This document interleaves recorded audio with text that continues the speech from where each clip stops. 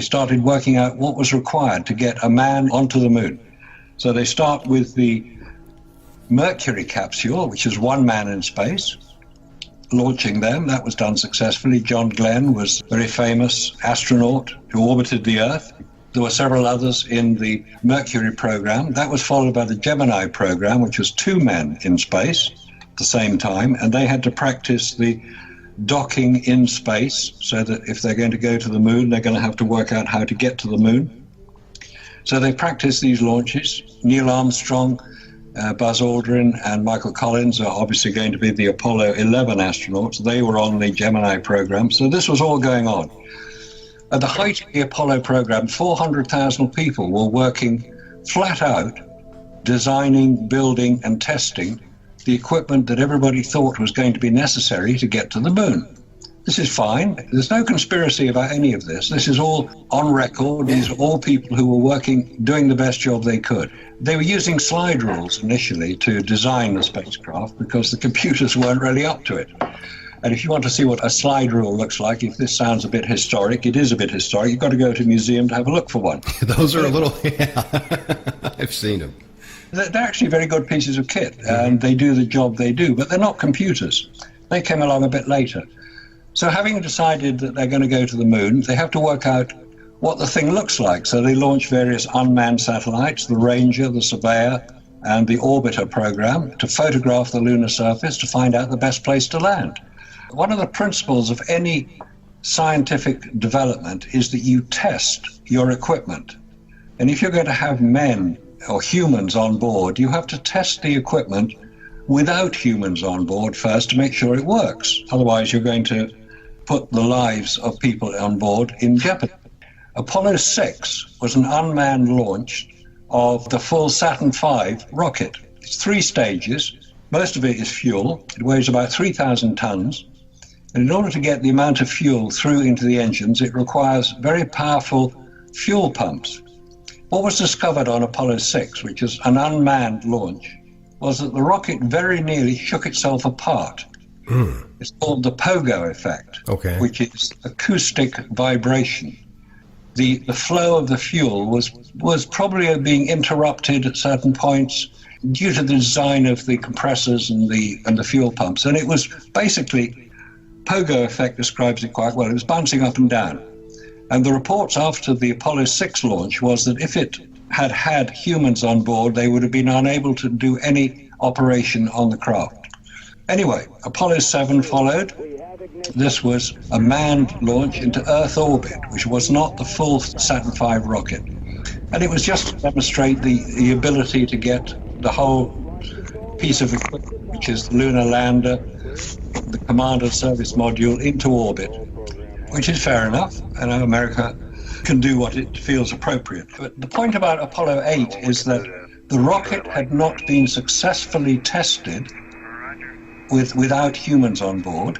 The heat shield of the returning command module had not been tested at lunar orbit return velocity, which is basically the same speed you leave Earth at, 25,000 miles an hour.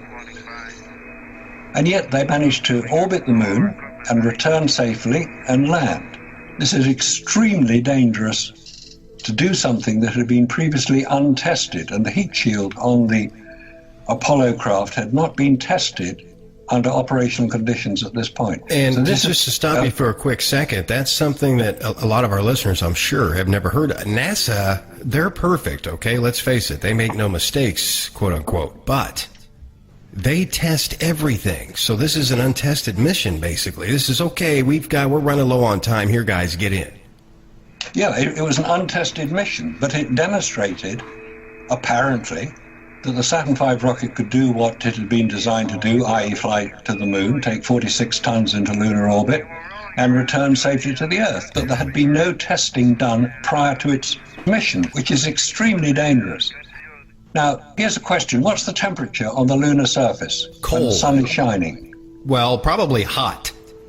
It's hot. There's no protection. It's hotter than the boiling point of water, i.e. 100 degrees centigrade, 212 degrees Fahrenheit. So they've got to keep cool because they're in bright sunlight. There are no clouds on the moon. There's no atmosphere on the moon. The sun is shining.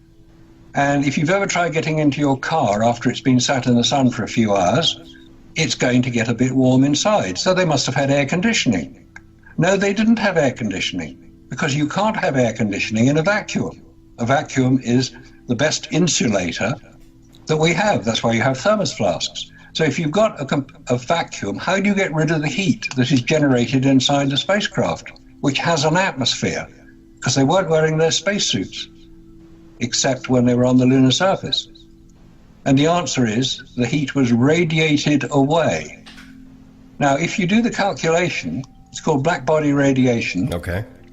You do the calculation, you can work out what the internal temperature of that spacecraft will be sat on the lunar surface. And the answer is 246 degrees Fahrenheit or 120 degrees centigrade, i.e., it would cook you. So what on earth were they doing? How did they survive? How did they manage to then return safely to the Earth? And now we get to one of the first discrepancies. Getting there. Getting there was possible, yet untested. And now that they're there, okay, let's face it. The moon, number one, it's cold at night. When the sun is out, there's no protection. There's no magnetic field. There's nothing to hold these solar rays and particles from hitting anything. Now, that's why there's so many massive craters on there. With this being said, you would fry just going there. I mean, according to math, science, it's pretty obvious. But my question would be, they're on there. Why would they risk their lives? I know it's a risk going into space, but wouldn't NASA, especially NASA, have figured all of this out prior to even sending them, knowing that they could not survive the trip, let alone the landing on the moon? Yes, that you would have thought. But in fact, I haven't even mentioned the biggest problem that they had to overcome to get to the moon. Okay. Which is the radiation in space, and specifically in the Van Allen radiation belts, which surround Earth. They're held in place by the Earth's magnetic field, and they protect the Earth from the radiation of space, the solar flares that we get, the solar particle events, which is powerful enough to knock out electric grid lines. Oh, yeah, you bet it is. When they're really powerful. And also the galactic cosmic rays, which emanate from deep space and penetrate virtually everything, including humans.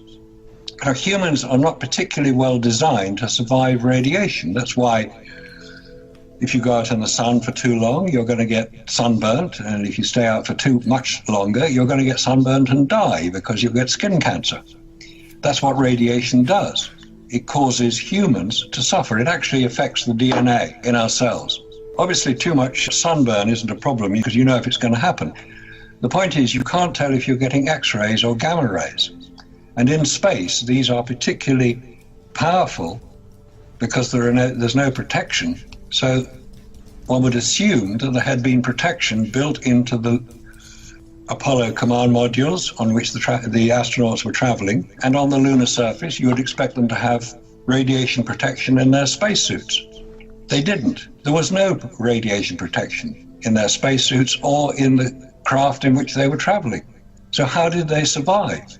Because NASA now will tell us that radiation is a major problem for human travel beyond low Earth orbit. And according to what you're saying, it's not just the suits that couldn't protect them. The actual capsule itself couldn't protect them either. Is that what you're saying? That's right. The capsule, because it was made of aluminium, weight is a major problem in going into space. You've got to keep things as light as possible. So the capsule was made, the Apollo command module capsule was made of aluminium. Aluminium is not known for its radiation protection properties. It's light, certainly. And if you get protons, which are particles traveling from the sun, other radiation, if they hit aluminium, they actually create more radiation inside the craft than they do outside. It's one of the properties that particular proton events have.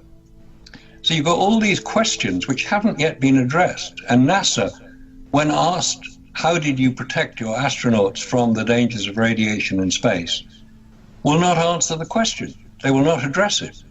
Or they will say something like, well, we launched them in such a direction that they missed most of the Van Allen belts. So go ahead, continue. This is amazing.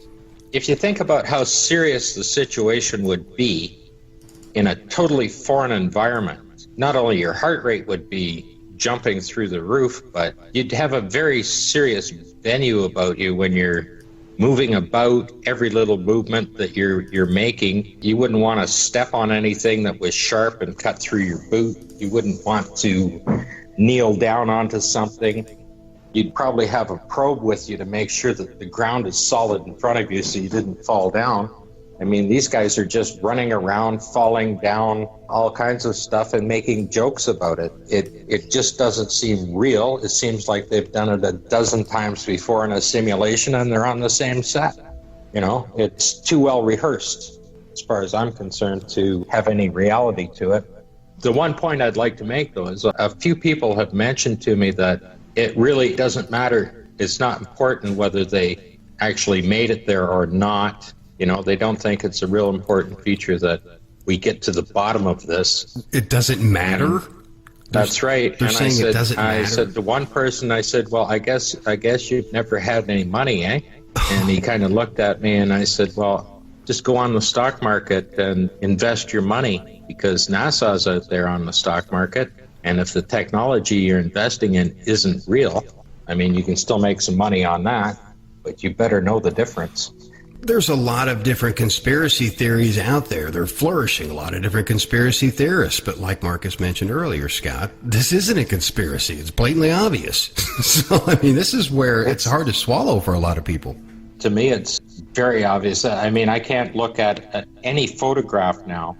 It takes me only a few seconds. You can pull anyone up. I can show you what the astronaut is photographing and why he's photographing.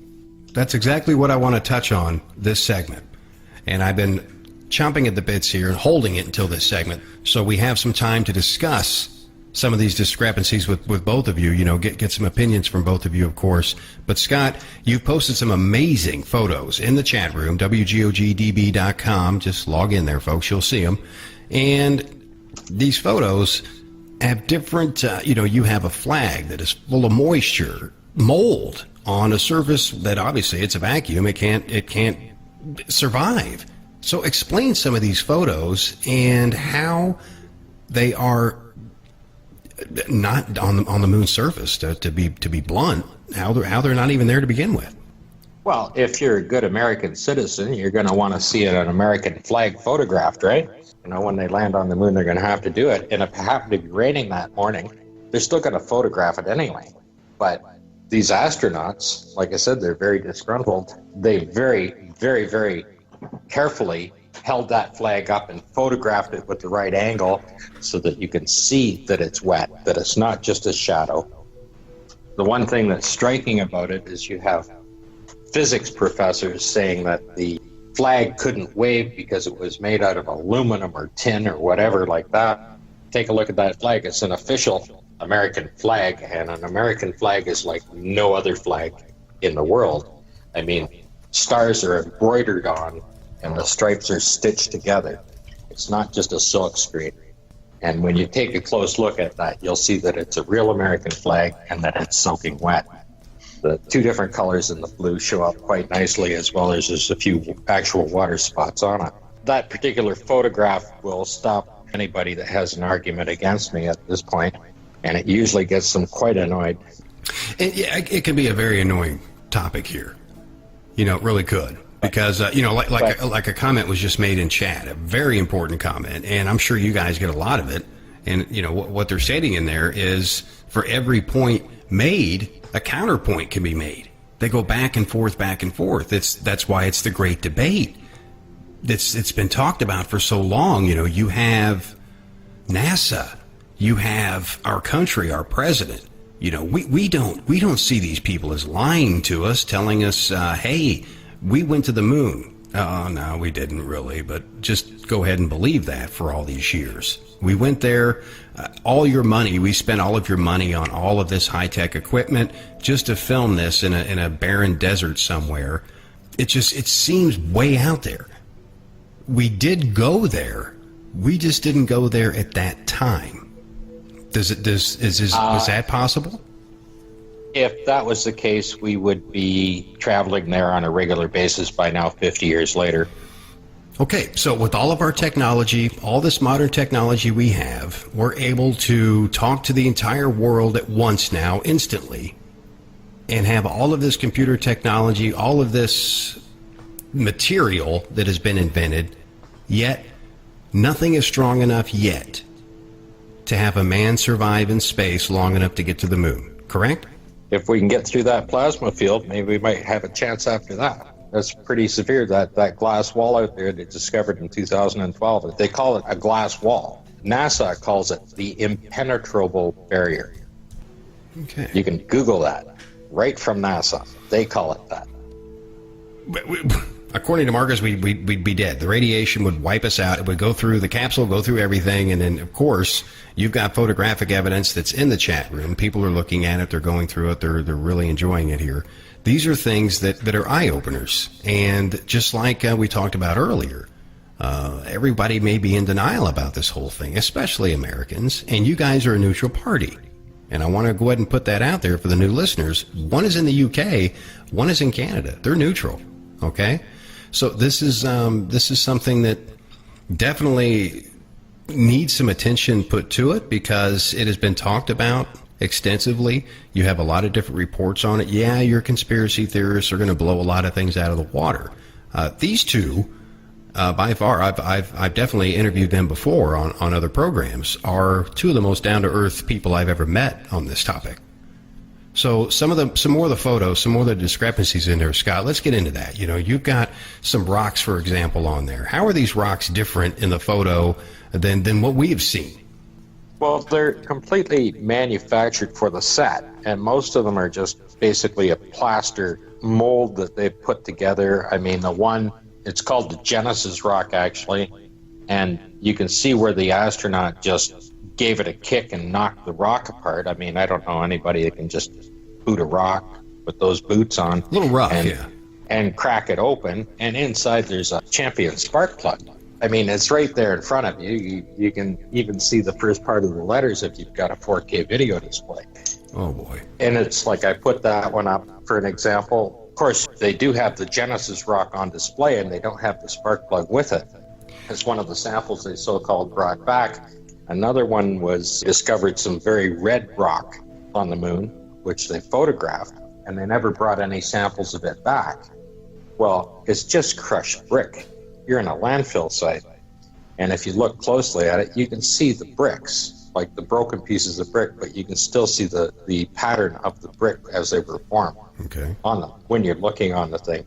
It's just quite as simple as removing those colored glasses when you're looking at the photographs and just looking at what is in the photo, right? Like the Apollo 12, with they're setting up the central station for the experimental equipment, the mold that's on the bottom of it is quite apparent. It's right there for everybody to see. They definitely photographed it for you to see, and there's absolutely no way that NASA would have prepared this equipment in a clean room. The other examples of liquids are the rover itself. The rover has a oil leak in the rear wheel. The rear axle is leaking, and of course it's coming out, and then the dirt is sticking all over the rim on there, and of course there's no liquids in space. And the other photo I put up of the rover is the Apollo 17 rover, where they took the map and they put a piece in where the fender was missing off the back to stop the dirt from coming up, and the fender actually fell off in Apollo 16, and they're fixing it in Apollo 17. I don't forget how many hundreds of miles apart those two places are on the so-called on the moon that they mapped. Mm-hmm. But they took a different rover for each mission. That's a long way. It's not. It's the same rover through all of them. And I have pictures of the Apollo 15 rover with the same oil leak. But the moon rover, okay, there's a photograph here, and it's an interesting one. One of the wheels is literally in midair, and that can be explained in one of two ways. Maybe it was bouncing, but it doesn't look like whoever's getting on there is even seated. to do anything with it. I think he's just nailing on it to lift it off there. That's not the important part of that photograph. The important part is the tongs that is set on the pile of dirt. And the tongs is very carefully set up there to make sure that the shadow creates an arrow. And at the end of the arrow is an astronaut's glove embedded right into the pile of dirt. And the entire left side of that pile of dirt has gloves sticking out of it everywhere. I think I put 3 shots of it up there, of the close-ups of the gloves sticking out all over that pile of dirt. They aren't the same ones that they're using on it. It probably could have been a prototype glove before. First of all, I'd like to apologize to many Americans who are probably feeling quite uncomfortable and are feeling that this Marcus Allen and this Scott Henderson really have no idea what they're talking about. I'd like to apologize to you because it is hard to accept something which you have believed, you've seen live on television, you consider to be part of the national consciousness. What we've got here is one of those paradigm-shifting moments. If you can accept that maybe NASA have not been entirely honest with the American people, or the world even, if you can accept that and just use that as one particular viewpoint and say, look, NASA, your business is in space. If it's a problem getting into space, tell us about it. We'll help you overcome it. We want to travel in space. We want to go to the moon, to Mars, to Venus. We want to travel. That is what humans do. We explore. If you are denying the evidence that we have presented, then you have to come up with a better answer. Scott, give a final thought here.